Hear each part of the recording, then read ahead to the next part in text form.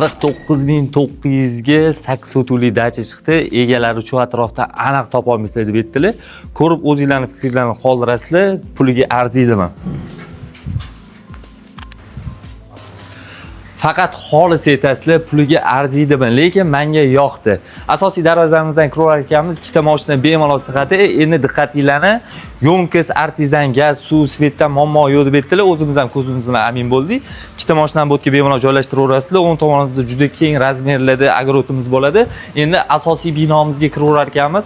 Oshxona va juda katta razmerlarda zalimiz bo'ladi. Bitta bolalar uchun, bitta otalar uchun yotoqxona, unda alohida sanuzellari ham bor.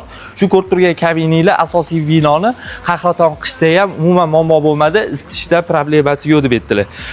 Qo'l bo'ylab kelaverar ekanmiz, yozda chillasida, oila davrasida bemalol bitta basseynlarda cho'milib maza qilsanglar bo'ladi. Mana ko'rib turgan огородlardan ham unumli foydalansanglar bo'ladi, svetlarigacha qilib qo'yishgan. Endi menga eng yoqqan tomoni shu et-et qismimizda bo'ladi.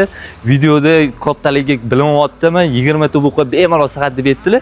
Bu yerda xudo xolasa investitsiya qilib qo'ysanglar ham bekor yotmaydi. Begim kunlar oila davrasida yoki yashayman deydiganlar uchun ham zo'r. Agar investitsiya qilib qo'ysanglar, bitta yaxshi oilaga topshirib qo'ysanglar, bu yerda qo'ylar tashab qo'ysanglar baraka bo'ladi, pulinglar ham bekorga ketmaydi. O'sha oila qarab turishadi.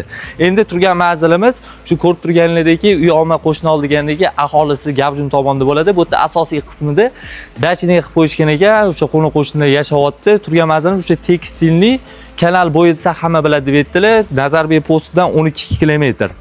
Narxni 55 mingdan otdilar, sababini qilib bering dedim. 50 mingdan ham tushirib 49.900 qilib berdilar. Doimidek video opsiyaning nomerlarini qoldiramiz. Egalaridan to'g'ridan-to'g'ri sababchi bolalar nomidan baraka qilsanglar bo'ladi, lekin narxiga arziydimi? Izohlarda fikringizni qoldiringlar.